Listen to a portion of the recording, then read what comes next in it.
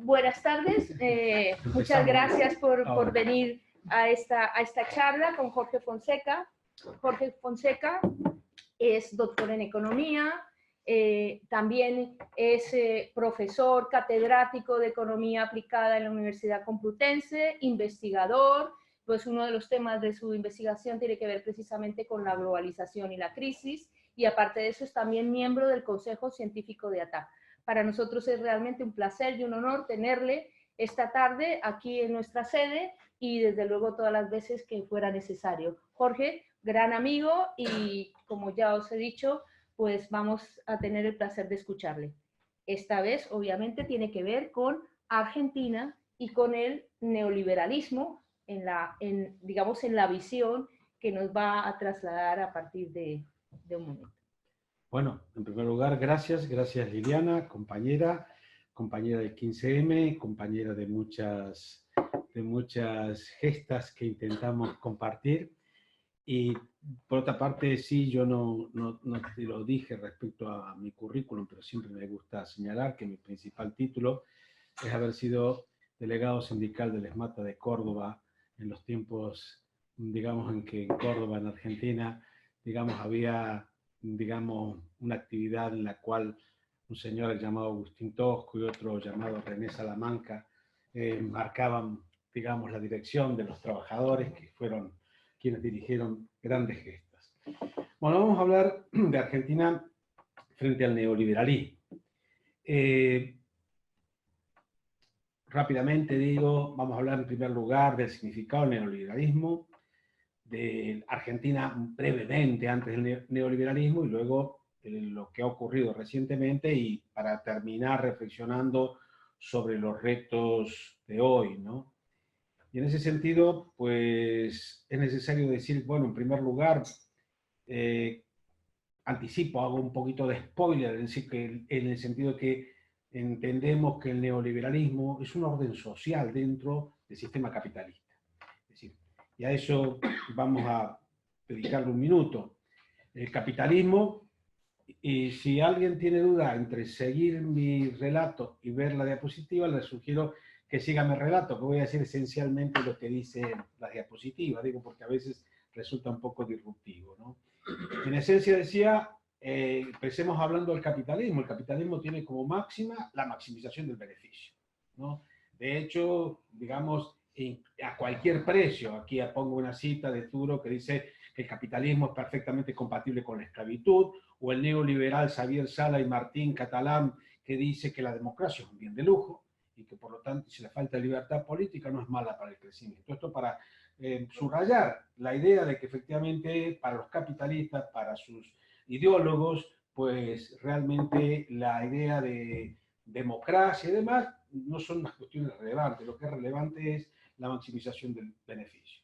A lo largo de los 500 años de capitalismo, el capitalismo ha pasado por distintas etapas que, digamos, desde las ciencias sociales definimos de alguna manera, etiquetamos de alguna manera, y desde la perspectiva, según la perspectiva que se haga, pero digamos que podemos decir que en principio a cada modelo económico vigente por una época, llamamos modelo de acumulación de capital, y a cada modelo de acumulación de capital normalmente le corresponde un determinado orden social, ¿no?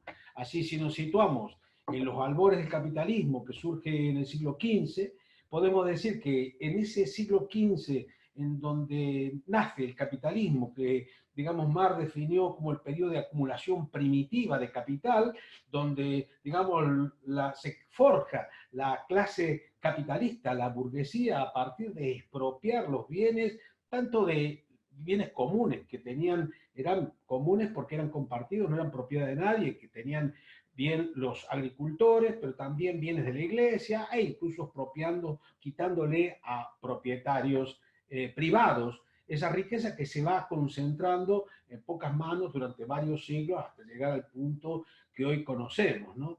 En este periodo, por otra parte, después en los siglos del XVI al XVIII, sabemos, son los siglos de, digamos, de esplendor del colonialismo, aunque el colonialismo va a seguir, incluso hoy continúa, pero son los siglos de esplendor del colonialismo. Todo este periodo, hasta la Revolución Industrial de Inglaterra, está dominado por un orden social vinculado a lo que llamamos al absolutismo. Se puede decir de que precisamente la revolución industrial, el proceso de industrialización durante el siglo XIX, la configuración de los estados-nación, las guerras europeas, que se puede hablar ya de guerras mundiales, la guerra napoleónica quizás es una guerra mundial, se da en varios continentes, y por otra parte, digamos, las luchas obreras que en esos momentos se desarrollan y son derrotadas, van configurando lo que llamamos el liberalismo, por supuesto que tenía como faro principal a Gran Bretaña. Esta situación del liberalismo, digamos, el orden social del liberalismo era una pseudodemocracia, ese es el liberalismo, ¿no? Donde esa pseudodemocracia tenía proscrita a media humanidad porque no tenían derecho a voto ni las mujeres ni la mayoría de la gente que no tenía propiedad, y por otra parte la desigualdad era terrible y la concentración de la riqueza máxima. Pues bien, ese modelo ese modelo liberal clásico, el liberalismo clásico del siglo XIX, entra en crisis a finales del siglo XIX, es cuando surgen las multinacionales, es cuando el capitalismo se convierte en monopolista, que llamamos, y que desde la política se ha autorizado como la etapa imperialista del capitalismo. Pues bien, ese momento que se da a finales del siglo XIX, de hecho, pues es un momento de esplendor de este periodo. Normalmente los momentos de esplendor son el estertor también de algún modelo. Esto lo vemos muy repetido en la historia, ¿no? Las últimas décadas de un determinado proceso normalmente son brillantes y luego, digamos, como se decía en Argentina, una broma estúpida, relatando unas peleas de un boxeador que se llamaba Bonavena, pega Bonavena, cae Bonavena, ¿no? Entonces esto no quedaba perplejo cómo era posible que si estaba pegando cae. Bueno, esto le ocurre mucho al capitalismo.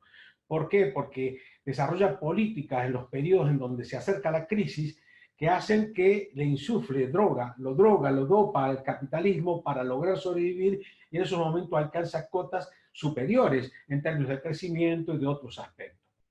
Pues bien, decía, en ese periodo final del liberalismo surge las grandes transnacionales que han dominado el siglo XX, surgen en ese momento, el capitalismo, decía, se convierte en monopolista, y podríamos decir que la crisis de 1913, que da lugar a la Primera Guerra Mundial, que da luego lugar a la crisis de 1930 y luego a la Segunda Guerra Mundial, son de alguna manera la consecuencia de la gran fiebre que se había dado en las últimas décadas del 19 y principios del 20, pero que en última instancia llevan a un gran conflicto intercapitalista por el control de los recursos en los espacios coloniales y también en los lugares donde, digamos, no eran colonias, sino los países centrales, fundamentalmente europeos y en la periferia latinoamericana. Bueno, decía que en este contexto, el periodo que va desde 1914 a 1945, el orden social está dominado por el totalitarismo de Estado. Fundamentalmente estamos hablando del fascismo, aunque por otra parte también hay, digamos, una reacción desde el campo popular, digamos, con la Revolución de Octubre de 1917, que va a generar también una situación en donde hay una competencia entre un nuevo sistema que surge y el sistema capitalista. Bueno, en la posguerra, el modelo dominante que llamamos desde la economía fordista, porque es una relación en la cual se asocia la experiencia que se hace por Ford en su industria, en su fábrica, es darle buenos salarios a sus trabajadores para que compren los coches que ellos mismos fabrican y garantizarse una demanda de partida. Por otra parte, digamos, el Fordismo está asociado a otros aspectos que tienen que ver con el papel del Estado, con, digamos, el gasto público, el estado del bienestar, el gasto militar y otros factores que permiten una gran expansión durante por lo menos 2 décadas. Volveremos un poquito sobre eso enseguida. Pues bien, en este periodo, el Fordismo crea un orden social que algunos han denominado corporativismo liberal, en el sentido que al fin y al cabo encontramos en todo el mundo, incluso centro y periferia, a muchos, ya comienza al lado de las puertas giratorias de forma muy clara, en donde, digamos, muchos miembros de las corporaciones participan en los gobiernos y a su vez donde muchos miembros que han estado o están en los gobiernos luego se sientan en los consejos de administración de las grandes corporaciones. Este modelo hace crisis en los años 70, una crisis muy profunda en el capitalismo y que llamamos algunos una crisis, definimos como una crisis sistémica. Normalmente cuando se da un cambio en el modo de acumulación, esto genera grandes transformaciones que normalmente derivan en cambios que llamamos estructurales. Por eso a las crisis llamamos estructural. La estructura del edificio está crujiendo, hay que modificarla. Eso normalmente ocurrió en distintos momentos del siglo XIX y del siglo XX, pero algunos a las de 1970 le llamamos realmente algo más que estructural, sino crisis sistémica, porque ya no cruje solo la estructura del edificio, crujen todos los aspectos que tienen que ver, incluso todos los papeles que están dentro, en el sentido que ya no es una crisis económica, sino también es una crisis política, social, ecológica, que de hecho hoy se ve en todo su esplendor. Porque entiendo que la crisis que se inició en los 70 continúa hoy, no se ha cerrado, de hecho, para algunos es una crisis terminal de capitalismo. Yo no me atrevo a tanto, pero en todo caso puedo decir que es una crisis como no ha existido antes en toda la historia del capitalismo. Pues bien, este periodo comienza en los 70, es el periodo que algunos llaman también globalización, de globalización neoliberal, o simplemente el neoliberalismo, que de hecho tiene una relación limitada con el liberalismo clásico. Se parecen algunos conceptos, pero la gran diferencia que hay entre el liberalismo y el neoliberalismo es que el liberalismo fue una opción de progreso frente a lo anterior. De hecho, no hay duda que salir del absolutismo y pasar al liberalismo fue, digamos, un avance en términos democráticos, en términos sociales, incluso políticos. Pero el neoliberalismo es un tremendo salto atrás. Es el regreso en algunos aspectos al siglo XIX y en otros incluso al siglo XV. Ya lo veremos por qué digo esto, ¿no? Es decir, es por lo tanto una reacción muy extrema del capitalismo que le hace sacar lo peor de sus entrañas, ¿no? Bueno, la posguerra funcionó, y esto vamos a ser muy breve, funcionó porque, digamos, hacía falta reconstruir la economía, la tecnología de la guerra se aplicó a la producción, mejoró la productividad, eso también permitió, por lo tanto, mejorar los salarios a la vez que se mantenían elevados los beneficios y crecían los dos. Eso, a su vez, también fue estimulado por el estado del bienestar. El estado del bienestar no surgió por las bondades de los señores capitalistas, surgió porque existía una Unión Soviética a la que había que competir y unas grandes demandas en todo el mundo de mayor equidad. No olvidemos también que en estos años, en los años 50, comienzan las guerras de liberación en África y Asia para conseguir la independencia de las colonias europeas.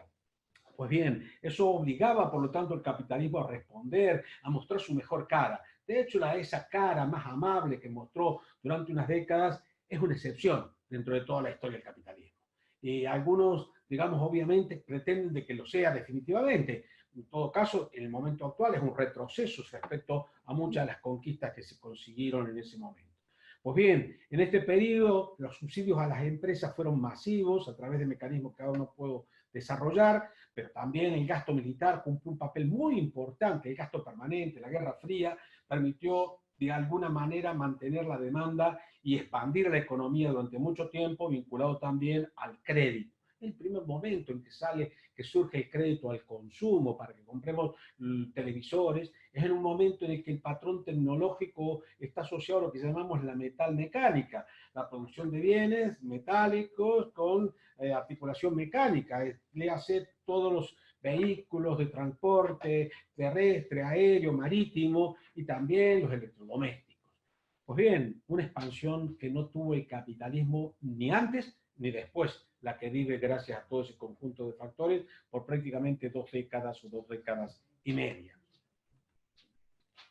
Claro, pero eso, como decía, entre otras cosas, con mucho crédito, muchas de las cosas que he estado diciendo son dopaje también del capitalismo en un momento de crisis, obviamente va generando lo que Marx analizó como inevitable en el capitalismo, que el divorcio que hay entre la creciente capacidad de producir y la decreciente capacidad de consumir porque hay una tendencia permanente a aumentar los beneficios y por lo tanto a reducir la participación de los salarios en la renta, la plusvalía por lo tanto aumenta durante estos periodos, es decir, la parte que los capitalistas se apropian de la riqueza que crean los trabajadores es creciente y por lo tanto en algún momento cuando ya no logran expandir los mercados es inevitable que sobreproducción, pero no porque estén satisfechas las necesidades, sino porque hay muchos que no pueden pagarse la comida u otros bienes. Esa sobreproducción se vincula además, como decíamos hace un momento, con la pérdida de muchos mercados, la guerra de liberación en África, en Asia, revoluciones, estamos hablando de la Revolución China en 1949, la Revolución Cubana en 1959, la guerra de Corea, que en el fondo también es una guerra de liberación, en cierta medida, obviamente, y también podemos decir la guerra de Vietnam. Todo esto obviamente afecta a la capacidad del capitalismo de seguir expandiéndose como antes, y por otra parte se suman las demandas obreras en todas partes porque, digamos, no hubo una movilización en búsqueda de demandas más fuertes que en este periodo. De hecho, uno puede preguntarse, ¿cómo es posible? En muchas partes las grandes revueltas se han dado no por la comida al estilo del siglo XIX, sino por condiciones de vida que van más allá de la comida. Bueno, sabemos que esta situación esta gráfica que lo expliqué es la gráfica de la participación, la tasa de beneficio media de los países del G5 y que en la recta roja con la pendiente que se ve claramente que del 65 hasta el 82 caen brutalmente. Ya veremos por qué se recuperan en el 82. Se recuperan gracias precisamente a las políticas que aplica el capitalismo. En todo caso, esta caída de la tasa de ganancia también tiene su correlato en la pérdida de participación de los estratos más ricos en la renta mundial, como se ve también en esta recta roja aquí que muestra esa caída y que también se va a recuperar en el año 82. O sea, la caída de la tasa de beneficios obviamente tiene un correlato en la pérdida de participación en la tarta de ingresos de los más ricos. La primera reacción, como creo que ya dije, es usar mecanismos de dopaje, abuso de crédito, más subsidio a las empresas para que sobrevivan, rescate a las empresas, estatización de las deudas privadas. Esto se da en todo el mundo por distintos mecanismos. No es nada nuevo. Lo que vimos en Grecia, lo que vimos en España, lo que vimos en Argentina, en realidad se ha venido desplegando durante décadas en todo el mundo. Bueno, esto a su vez significa, digamos, significó también más gasto público, pero también significó el hundimiento gradual de la economía, entrada en recesión, y cuando hay una entrada en recesión los capitales emigran buscando cobijo en lugares más adecuados, lo que llamamos fuga de capitales. Bueno, obviamente ese abuso en el uso del papel del Estado, en el gasto público, generó tendencia y luego concreción de déficit públicos. Esos déficits públicos, sabemos, derivan en deuda pública. Obviamente, también hay un correlato en el ámbito privado, porque cuando hay crisis, las empresas antes de cerrar se endeudan para tratar de sobrevivir. Por lo tanto, hay un creciente desarrollo de deuda pública privada. Al final lo van a pagar todos los trabajadores. Y a su vez, también hay un problema desde el punto de vista del comercio, en el sentido que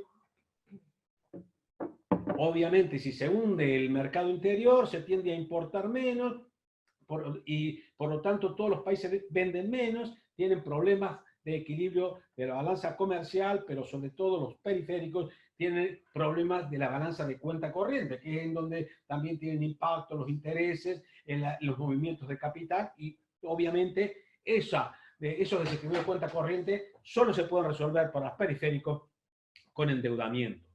Bueno, estamos hablando de un periodo concreto, el de posguerra, en donde también se dio una crisis, decíamos, una crisis profunda del capitalismo que está asociada a esa caída de la tasa de ganancia, que deriva luego a una serie de cambios en donde, entre otros, la convertibilidad del dólar se abandona en el año 71-72 y de esto significa una nueva situación porque eso significa una vuelta a una especie de ley de la selva en términos de competencia global. La convertibilidad del dólar, en donde las demás monedas estaban atadas las europeas, las divisas estaban relacionadas con el dólar, oscilaban en torno a ella, generaba una situación de cierta estabilidad en el comercio mundial. Vemos lo que ocurre cuando eso no se da. Lo vemos ahora en la puja entre Estados Unidos y China, por ejemplo, donde como no hay un acuerdo, digamos, de mantenimiento de una relación de tipos de cambio, la moneda, la devaluación, la revalorización juega un papel para tratar de ganar en la competencia. Bueno, para recuperar los beneficios, el capitalismo necesitaba reorganizar la economía a nivel mundial. Como dijimos, además, no se trataba de una crisis exclusivamente estructural, sino que defino como sistémica, porque dije, realmente también afectaba lo político, lo social, lo ambiental, lo ecológico. No olvidemos que el primer informe sobre la situación de los límites del crecimiento, así se llamó, del Club de Roma, es del año 72, que coincide con el momento de la crisis abierta del capitalismo. La caída de la tasa de ganancias se da en 65, pero gracias al dopaje solo se manifiestan recesiones parciales hasta el 72, que es una recesión generalizada en todo el mundo. No es el 73 la crisis. La crisis se agudiza en el 73 porque los países productores y exportadores de petróleo ven caer sus ingresos por la caída de la demanda de petróleo y no tienen mejor idea, por supuesto, que decir, pero como el petróleo lo necesitan sí o sí, pues vendo menos, pero a más precio y sigo ganando igual. Bueno, esta es la ventaja de tener el monopolio, que es lo que tenían, ¿no? Pues obviamente que reorganizar la economía mundial significaba muchas cosas.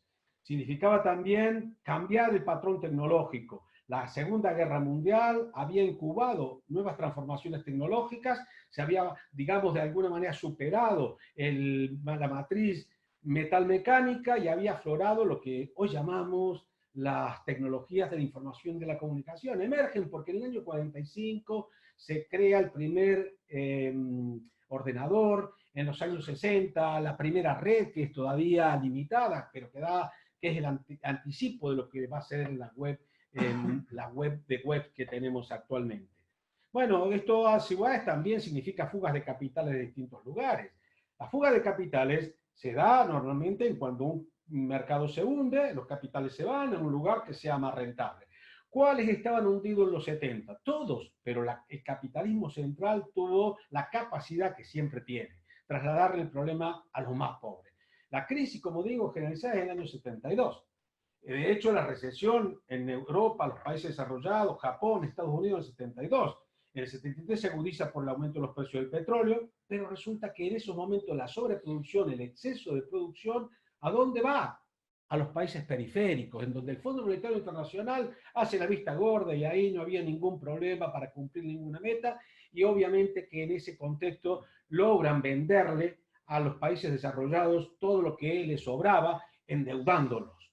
Al margen de los otros mecanismos que ya estuve mencionando, de generación de la deuda, por el déficit fiscal, todo el dopaje generado por, digamos, las políticas de estímulo, obviamente van quebrando estos países. Y por lo tanto, los países que habían sido la periferia privilegiada del centro, es decir, América Latina, era la periferia privilegiada después de los países europeos, Estados Unidos y Japón, son los que se ven más afectados. Y por lo tanto, no estaban en condiciones de seguir absorbiendo inversiones. Pero además también tenían otro problema. Los salarios en América Latina, siendo mucho más bajos que en Europa o Estados Unidos, eran muchísimo más altos que cualquier país asiático, fundamentalmente asiático, pero también, por supuesto, africanos. En esos momentos estamos hablando que es cuando también en Asia se están viviendo momentos de transformación. Quiero recordar concretamente que cuando nosotros nos situamos en este contexto, estamos hablando de grandes conflictividad interna entre el Partido Capitalista Chino, bueno, llamado comunista, y evidentemente ahí las tesis de apertura al capital se van abriendo paso y van empezando a desplegar nuevas políticas que se van a consolidar fundamentalmente a finales de los 70. Todo esto va posibilitando, por lo tanto, al capitalismo trasladar buena parte de la producción desde los países centrales y de los países periféricos latinoamericanos, donde los salarios eran altos o relativamente altos, hacia los países asiáticos de forma creciente. Pues bien, por lo tanto, esa fuga de capitales no es nada más que la recolocación en ámbitos donde la rentabilidad es mayor. como decimos aquí, se fugan de los mercados saturados para invertir en los nuevos mercados. Pero también, por supuesto, tanto en el centro como en la periferia, hay unas políticas brutales de ajuste. Cuando se pueden conseguir bajo el régimen parlamentario, estupendo. Y si no, sacamos a los militares, que es lo habitual en el capitalismo. Esto da lugar a la emergencia de un nuevo totalitarismo. Si la reacción de los trabajadores ante estos recortes, ante esta represión, fue generalizada. Y ahí tenemos lo que Immanuel Wallerstein ha llamado el Mayo global, un poco eurocéntrica la mirada, pero en todo caso, digamos, se refiere a que no solo el Mayo del 68, en Francia, los hechos de Tlatelolco en México, la situación que se da en América Latina con situaciones insurreccionales en muchos lugares, fundamentalmente en Argentina, que era, digamos, el lugar donde cruje más el capitalismo porque había logrado un nivel de desarrollo muy superior al resto y que por lo tanto era el que primero había que parar. En ese contexto, decía, las luchas obreras, el efecto, la influencia de la Revolución Cubana, hacía que en América Latina hubiera muchas propuestas de revolución sobre la mesa, por lo menos. Las probabilidades que tenían, cada uno las puede evaluar a la luz de los resultados. Pero en todo caso, lo que está claro es que en esos momentos había una gran reacción desde el campo popular. Obviamente la reacción desde el lado, digamos, del Estado capitalista, fue una brutal represión, con terrorismo de Estado en muchos de los países, en donde en el Cono Sur, fundamentalmente, Argentina, Uruguay, Chile, vivieron lo más alto de este modelo de terrorismo de Estado neoliberal. Hay que subrayarlo.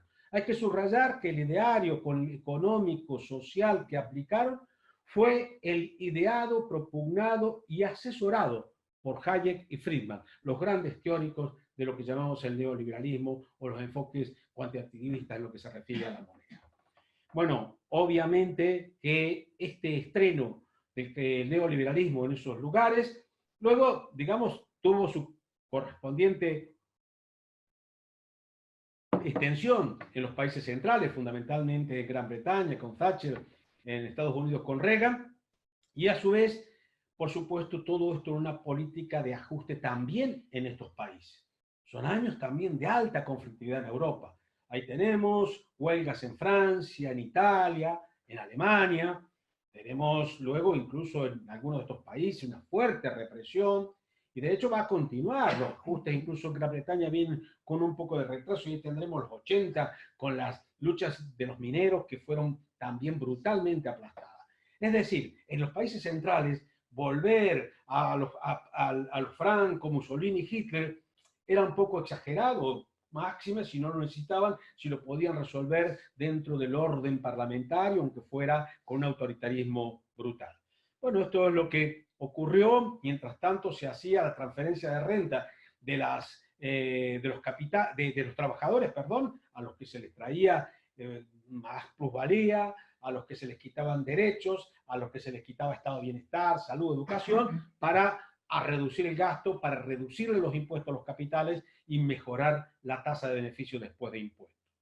Bueno, pero obviamente, de nuevo, ¿esto a costa de quién? Del Estado, que somos los trabajadores. Porque quiero decir, los que sostenemos el Estado. El Estado es de los capitalistas, pero lo sostenemos los trabajadores. El Estado del capitalismo está al servicio de los capitalistas, pero lo sostenemos los trabajadores. En ese periodo, en muy pocos años, se duplicó la relación de la deuda respecto al PIB mundial, como señala ahí, pasó el 31 al 60% del PIB mundial en 5 años. Bueno, todo esto obviamente decía, tiene otra manifestación. La gran deuda, el gran endeudamiento global, permite también la especulación con la deuda. En esos momentos de tránsito, normalmente, pero en este en particular, hay un exceso de sobreproducción, pero hay también un exceso de inversión. Cuando un capitalista tiene invertido en Brasil en una fábrica, necesita extraer ese capital, no puede llevarlo en un avión, pues lo que hace es endeuda normalmente a la empresa, la endeuda con la matriz, paga falsos préstamos a la matriz, se lleva por lo tanto el capital, lo fuga de una manera disfrazada, al país lo que le queda es unas máquinas abandonadas con una deuda descomunal con el Estado en primer lugar, pero también con los proveedores, etc. Pues bien, ese dinero si encuentra lugar donde invertirse en la producción, se invierte. Pero estamos hablando de un contexto de crisis global, por lo tanto, en esos años a donde iba fundamentalmente al sistema financiero. Es el momento también en que a finales de los 70, en el año 79, se disparan los tipos de interés, gracias a que Paul Volcker, el mismo que ha vuelto recientemente y sigue ahí todavía en bambalinas en Estados Unidos, en lo que se refiere a la Reserva Federal, decretó un aumento brutal del tipo de interés, lo que hizo que las deudas públicas aumentaran en cuanto a su coste en términos de interés de forma brutal. Esto significó un gran esfuerzo para los países subdesarrollados, en general todos los endeudados, pero sobre todo los subdesarrollados, y por otra parte también un gran negocio, un gran negocio. Se ve aquí, simplemente, entre 1970 y 1990, las operaciones bancarias se multiplicaron por 63 veces, de 0,1 a 6,3, 60 veces. Bueno, luego van a seguir creciendo hasta 2007, antes de la crisis última, en donde se van a haber multiplicado por 320 veces. Esto da una idea de la importancia que cumple la deuda, el crédito, que tiene que ver sobre todo con el crédito de las deudas de estos países y que por supuesto permite, como decía, grandes negocios, una gran burbuja financiera. Pero no será la última, como sabemos, porque una vez que se apaga esa, que se le hace pagar a los países de América Latina con sangre, sudor y lágrimas esas deudas, sangre del terrorismo de Estado, sudor con la explotación y lágrimas, por supuesto, por los desaparecidos, por los muertos, por los crímenes, por los desahuciados, por los suicidados, porque efectivamente no tienen para comer. Por eso, sangre, sudor y lágrimas. Decía que una vez que se acaba eso, el capitalismo sigue manifestando que sigue una profunda crisis, como hemos señalado. A finales de los 80 está prácticamente recesión en prácticamente todos los países, pues a su vez, digamos, por otra parte, había perdido durante mucho tiempo el control de muchos recursos críticos, donde todavía el petróleo seguía siendo decisivo.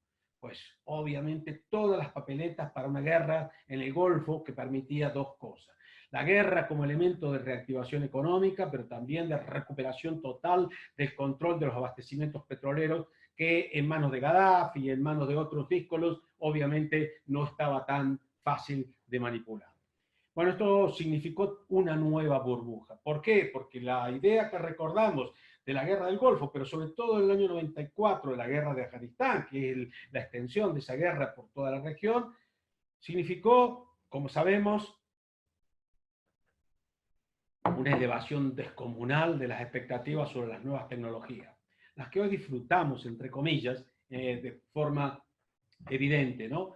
Pero en aquel momento significó, por ejemplo, el GPS que hoy utilizamos tanto, en esas guerras, sobre todo en el 94, se utiliza para direccionar los misiles, para matar a individuos, ya no a blancos que podríamos decir sean infraestructura.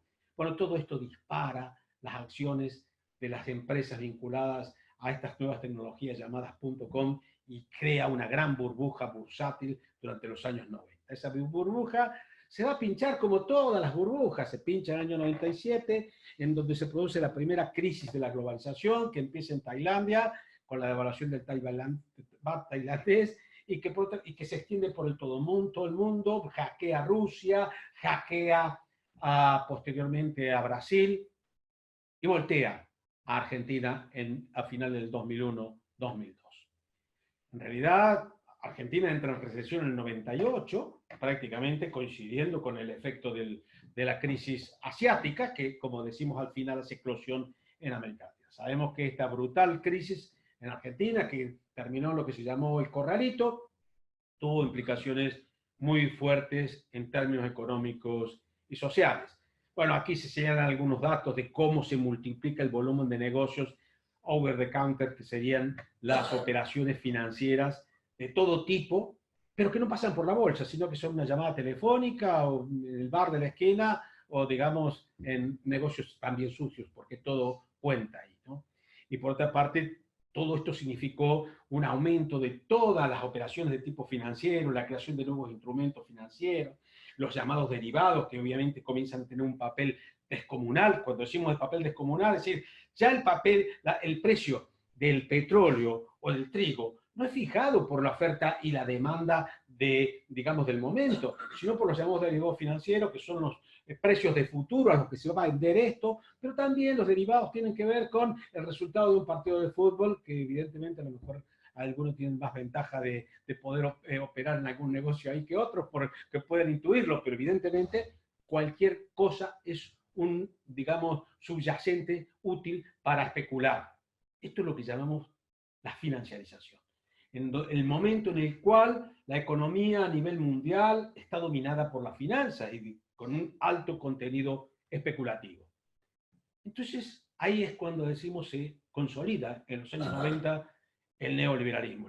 El neoliberalismo, podemos decir, surge en la crisis de los 70, digamos, en los 80 capea el temporal, se va consolidando, va haciendo limpieza, pero en los 90 se instaura de forma incluso parlamentaria, ganando la mente de la gente gracias al papel de los medios de comunicación y todos los medios que tiene el sistema capitalista para comernos el coco, para convencernos que suicidarnos es bueno. En ese sentido, por lo tanto, decimos en los 90 sería la década de esplendor del neoliberalismo. Sin embargo, como donde primero se había instaurado, como dijimos, es en América Latina, es en donde primero pincha. Y entonces ahí tenemos en los 80 el Caracazo, tenemos muchas respuestas en toda parte, aparte de lo que decía que también en Gran Bretaña había habido grandes revueltas mineras, etc. En ese contexto surge en el año 89, como sabemos, un señor es Chávez en América Latina, que da, digamos, una propuesta, que es una propuesta de reivindicación soberanista.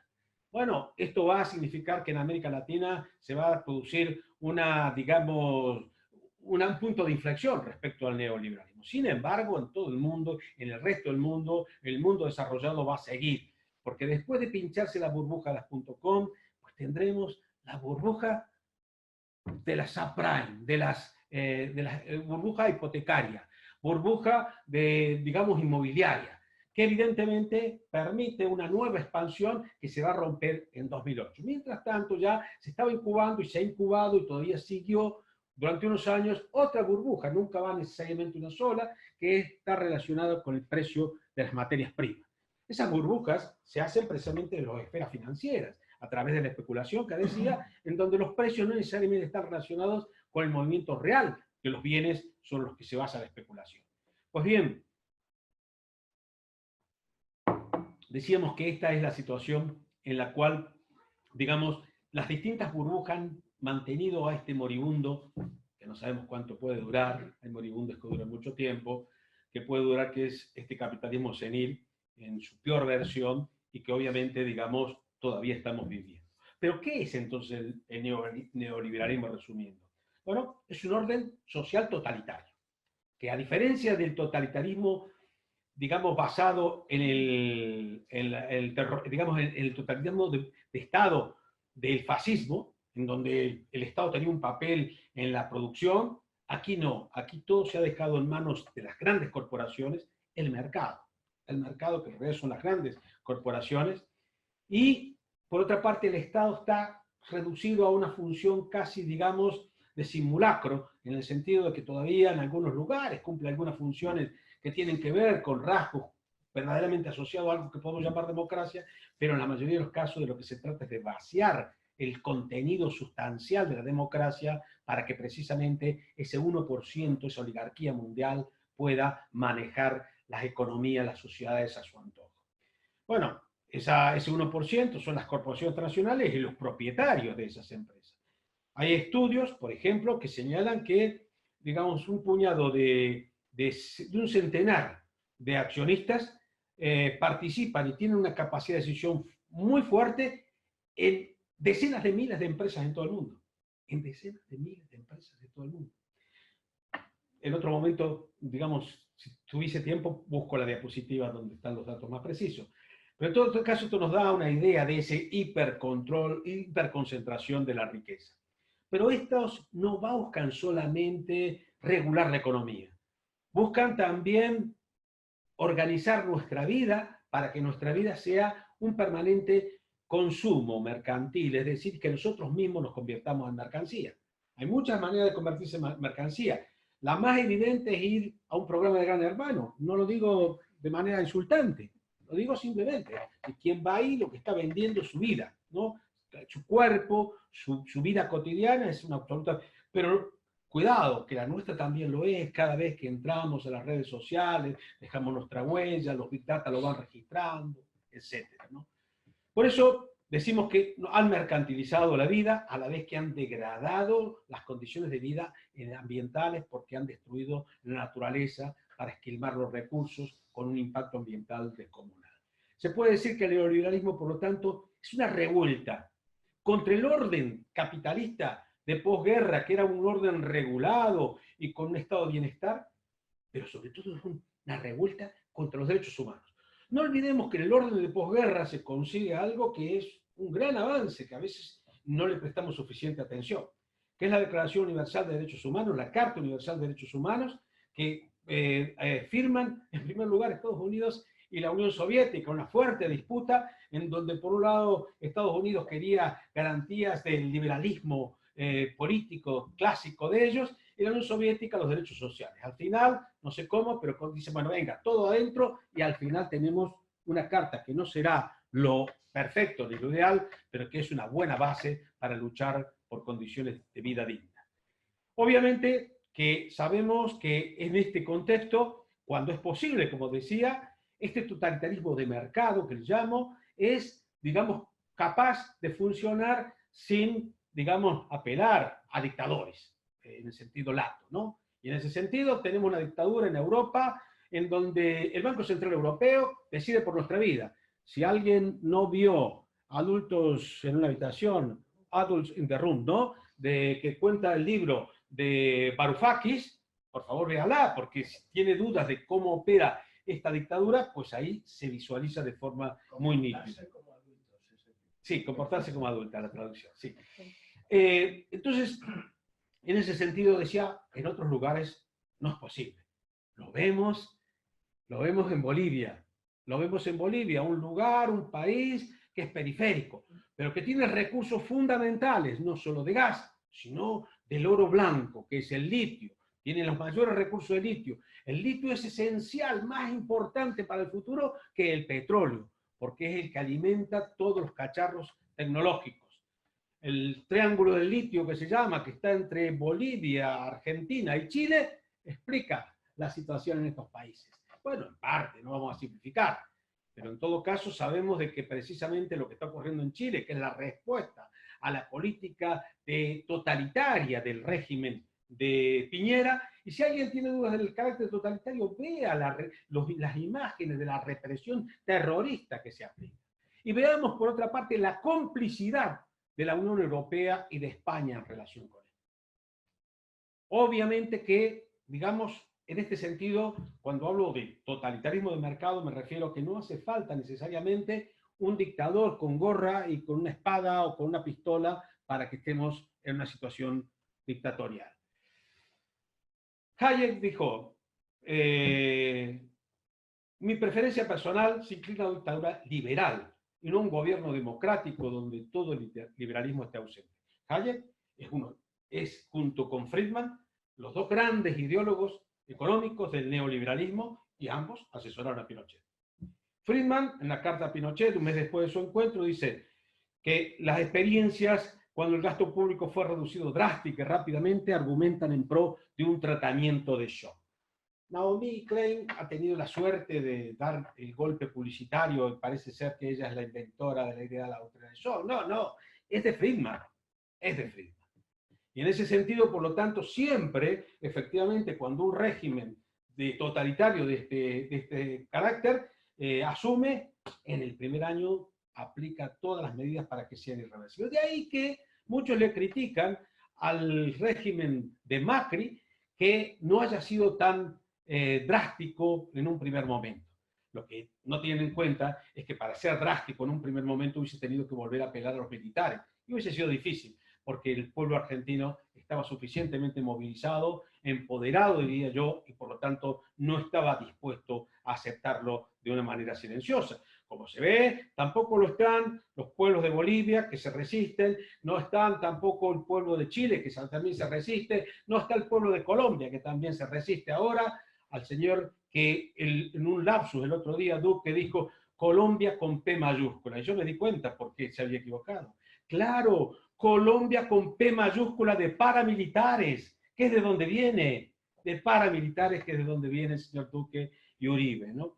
Pues bien, este orden neoliberal tiene un orden económico en el cual la globalización productiva, comercial, la financiarización son elementos fundamentales para que la plusvalía a nivel global se consiga extrayendo, digamos, grandes con cantidades de Asia con mano de obra semiesclava, pero que sirva también para rebajar los salarios en todo el mundo. Cuando introducen productos fabricados con manos de obra semiesclava, o cuando digamos, se utiliza la inmigración no para integrar a los inmigrantes, sino para abaratar los salarios, lo que se está haciendo, por lo tanto, es conseguir que los salarios de los trabajadores cada vez alcancen menos para cubrir las necesidades. No se vaya a entender que estoy hablando críticamente con la inmigración, estoy hablando críticamente con la política de utilizar a los inmigrantes con un criterio de explotación y no de humanidad, ¿no? En ese sentido, por otra parte, podemos decir que el capitalismo neoliberal se ha convertido en un capitalismo que cada vez tiene más dificultad de extracción de plusvalía en la producción porque está destrozando la capacidad de compra de los asalariados y por lo tanto hunde cada vez más la producción, que solo se mantiene gracias a inyecciones terribles de dinero, tanto por la Reserva Federal de Estados Unidos como por el Banco Central Europeo, topaje, pero que evidentemente en la medida que se quiten eso estaríamos sumidos en una profunda recesión. Cada vez más su funcionamiento, un funcionamiento extractivista de rentas. ¿De rentas en dónde? En todos lados. Rentas a través de las rentas que obtiene de la explotación de los recursos naturales en todo el mundo, que luego también necesita para la producción de los bienes actualmente dominantes con las nuevas tecnologías. Pero también es extractivista del conocimiento. Todos los datos que se roban, todo el conocimiento que se roba es utilizado y nos lo es alquilado. Resulta que el conocimiento era nuestro, antes lo teníamos en las bibliotecas públicas, todavía las tenemos en muchos lugares, pero están desapareciendo las bibliotecas físicas. Y resulta que, por lo tanto, para acceder a ese conocimiento tenemos que, por lo menos, poder pagarnos internet. Pregúntenle a un, digamos, africano, a un asiático, a muchos latinoamericanos, si se pueden pagar internet para acceder a ese conocimiento.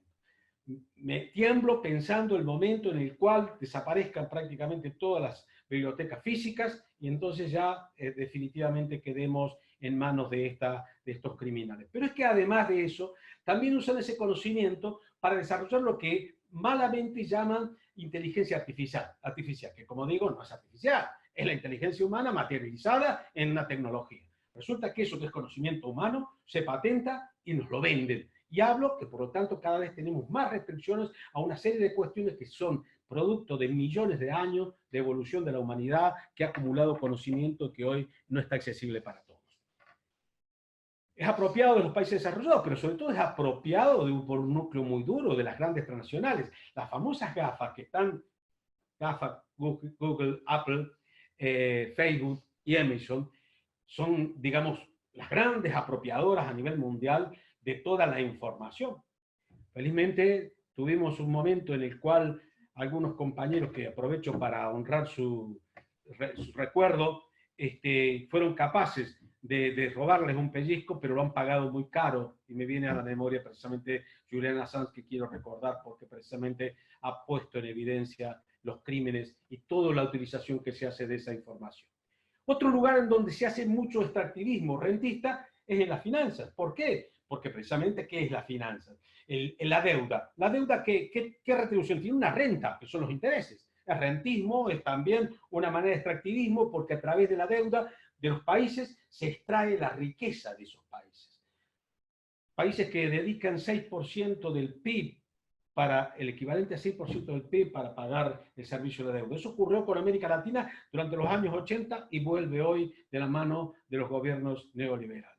Pero también, digamos, hay un extractivismo en prácticamente toda la actividad económica. Veamos, cada vez más, ahora resulta que ya te dicen, no, sobre todo los medios de comunicación se encargan de decirte que ya no está de moda comprarse vivienda, que mejor que, como no tienes un sueldo para pagarlo, mejor que la alquiles. Y ahí está Blackstone, que evidentemente es uno de los grandes concentradores de riqueza a nivel mundial, que expolia a los trabajadores a través de las rentas inmobiliarias que son muy difíciles de pagar para cualquiera, que empujan a los desahucios no solo a familias, sino también a pequeñas empresas. Bueno, todo esto decía, tiene